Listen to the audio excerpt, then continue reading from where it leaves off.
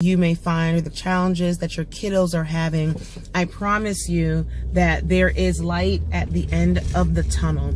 And I just want you guys to stay encouraged, be encouraged, continue to give yourself and your children grace.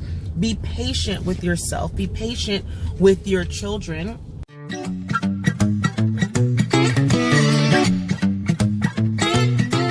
Hey guys, and welcome back to my channel. I just wanted to stop by today and give you a little encouragement. So far in my homeschooling journey, I would say that it's going pretty good, okay? It's going better than I actually expected. But of course, we have our days in which we are frustrated, and we have our days in which we feel as though things could go a little quicker, or our children may have a spirit of laziness sometimes, or sometimes you're teaching them something and you're like, I taught that to you yesterday. We went over it 3 days ago. You had it just fine.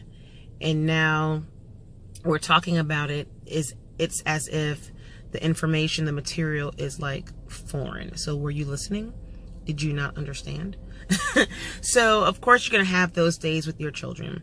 And I just want to tell you that as homeschooling parents, we all have those days.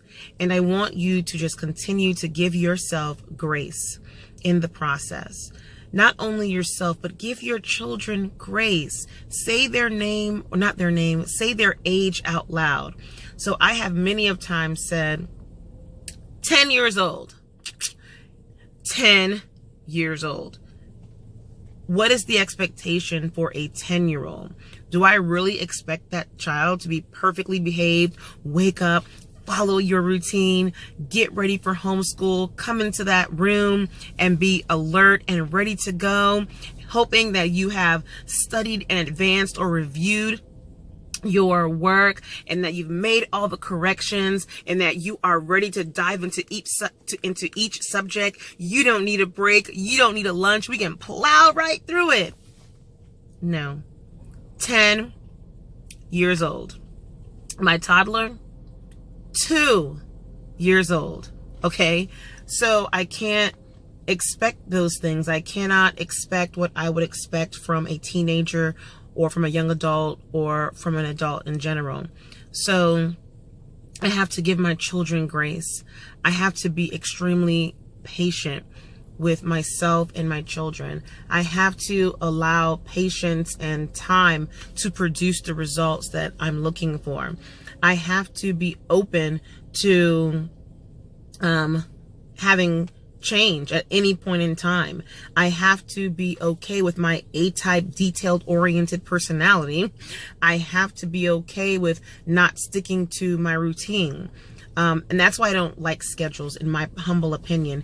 Schedules make me feel like I'm in a box, and if I don't get something done by this day or by this time, that I'm not successful. I won't be able to complete whatever I had in mind for the rest of the day or the rest of the week. So I stick with the routine, but I still expect us to follow a little bit of that routine. But I have to understand that sometimes that just may not be possible. It may not be feasible. My child, my 2-year-old, I'm saying their name out loud, or saying their age out loud, 2 years old, 10 years old, may not feel like learning that day. Or they may not feel like learning that particular subject that day. Just like us as parents, we don't feel like going to work every day. We don't feel like cleaning when it's the time to clean. We may not even feel like cooking when we know we need to feed our families. So we do what? We may call in, or you may go into work a little late, or you may go into work less enthusiastic as normal. Or you may say, I'm not cooking tonight, we're ordering pizza, or let's go out to eat, or I'm not cleaning today, I'll clean next week, or I'll just, wipe down this furniture today, or I'll clean the tub, but I'm not cleaning the entire bathroom because I just don't feel like it. I'm having a lazy day. And even if it's not a lazy day, I'm just tired. So why don't we expect the same thing from our children? We have to be able to understand that our kids are kids, and it's okay for them to be just that, right? So again, I just wanted to give you guys some encouragement and just tell you that it is okay for your kids to be kids, and just give them grace and patience and time. I promise there is a light at the end of the tunnel. One thing I used to do when I after schooled my son, I used to raise my voice at him. I would get so frustrated because I'm like, you get this information right in school, we're doing it on the weekend, or we're reviewing something, you act like you don't know anything, but when I give you the same material in a different way, like in a game, all of a sudden you get it. And I was just used to doing everything on paper, worksheets, workbooks. And then I had to say to myself, why am I raising my voice at my son? Why am I yelling at him? Raising your voice and yelling at your children for schoolwork. What are you trying to accomplish? What are we trying to accomplish? Are we doing that because our parents did that to us? Are we doing that because we are setting such high expectations for them that we ourselves become frustrated because they are not learning something based on how their mind processes it? Do we have control over that? We absolutely don't. When you yell at your children or raise your voice at your children because they're not getting something, what message are you sending to them? Are you telling them you're stupid, you're dumb, how can you not get this? You're not as smart as I thought you were, or what's wrong with you? That's the message that they're probably feeling internally, okay? And we don't want that. I know you don't want that, and that's not your intent. So if you find yourself raising your voice, yelling at your children, or getting so frustrated where you are like throwing something on the table, or you're comparing your children to someone else, forgive yourself for doing that. Please forgive yourself for doing that. And consider humbling yourself and apologizing to your child for doing that, and for inadvertently making them feel negatively about themselves and about their capability to learn. And try your best to find a different mechanism to deal with your frustration, but don't take it out on your kids. It hinders the learning process. Trust me, I've done it, I've seen it, I've apologized for it, and I so try my very best not to do that. Do I get frustrated currently during the homeschooling process? Absolutely. But what do? I literally sit back.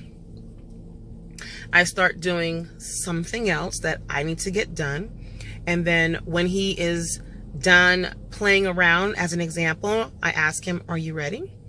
And then he'll tell me, okay, I'm ready now. And then we'll continue.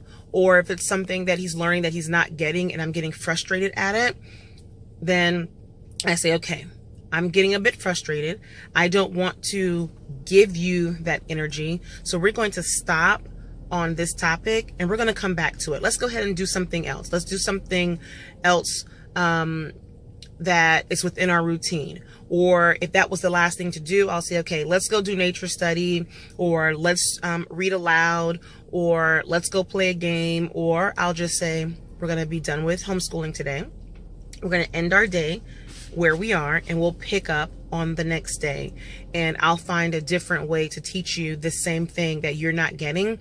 Or I'll ask him, what are some ways that can help you better understand this topic?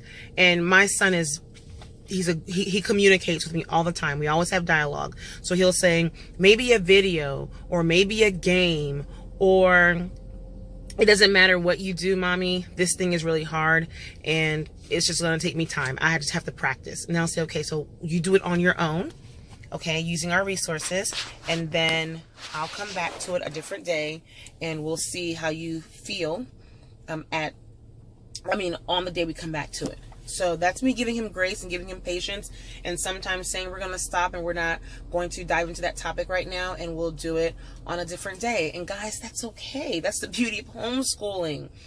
Okay, you don't have to rush your children to complete a certain topic or subject because you want to get through the curriculum. Your child does not care about going through the curriculum. It's us.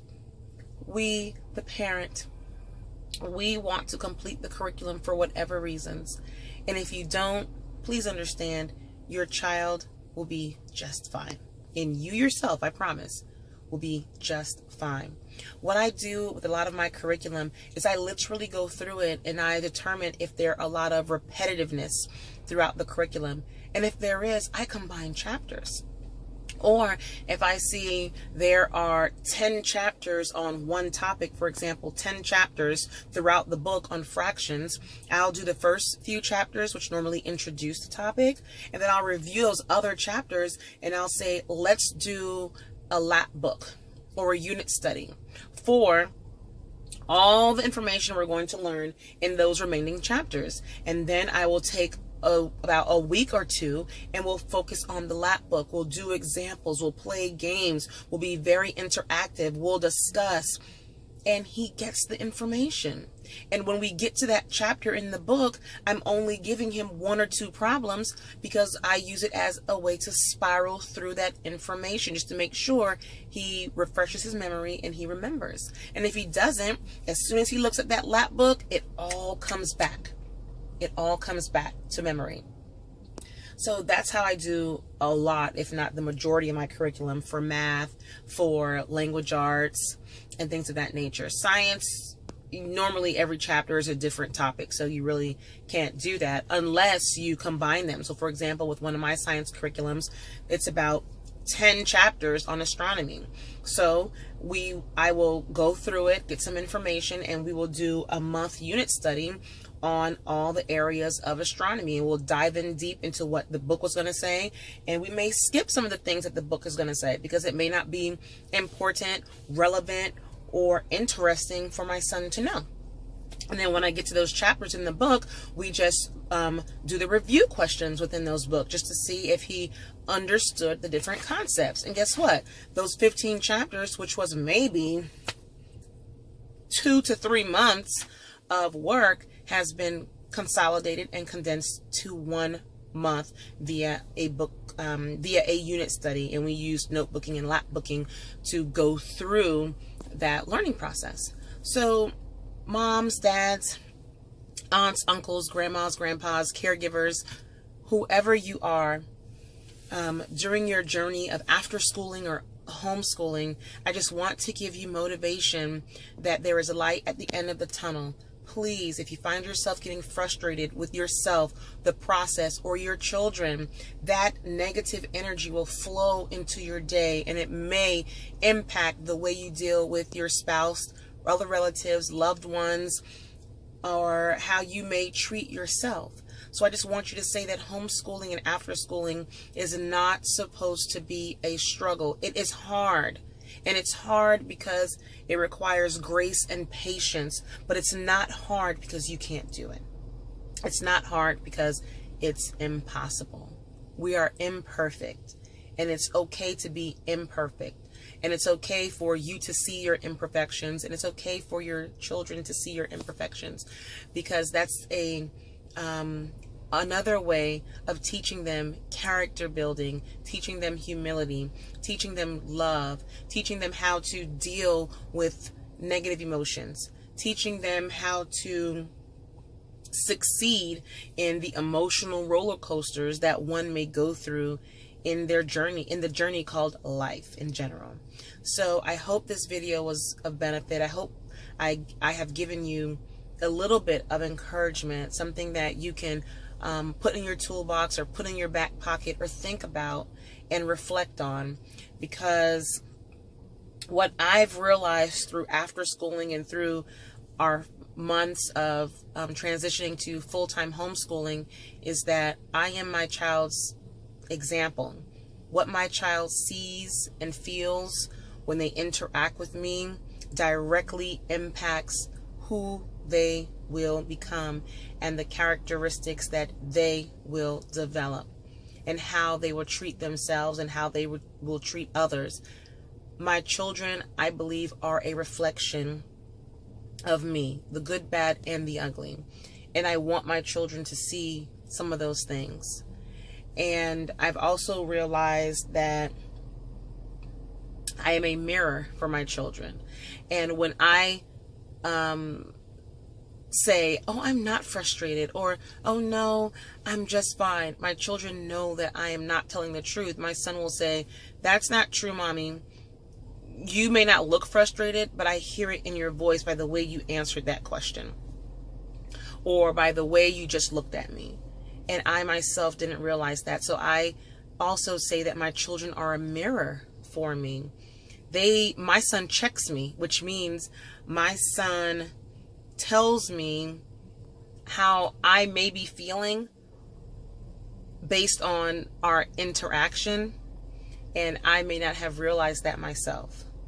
So don't be surprised if what you say, what you don't say, what you do, how you react, don't be surprised if your children can tell every single one of those things. But I want you guys to just be motivated and be encouraged, because you are awesome. And if no one has told you this before or has told you this in a long time, you are great. You will be successful. You are successful in your homeschooling process. And regardless of what obstacles are thrown at you, regardless of the path that you will decide to take within your homeschooling journey, it's yours to take. Your children are on your back, riding along with you. Your spouse, if you have a spouse or a relative or another loved one who supports you, they're there beside you, telling you, you can do it. Let's go. It's hard. Keep your head up. I know you feel as though you're drowning. Let's take a break. It's okay. Get back to it. You can do it, because you have made the decision to be solely responsible, along with your support system, to be that teacher, that guide, that instructor, that role model for your children.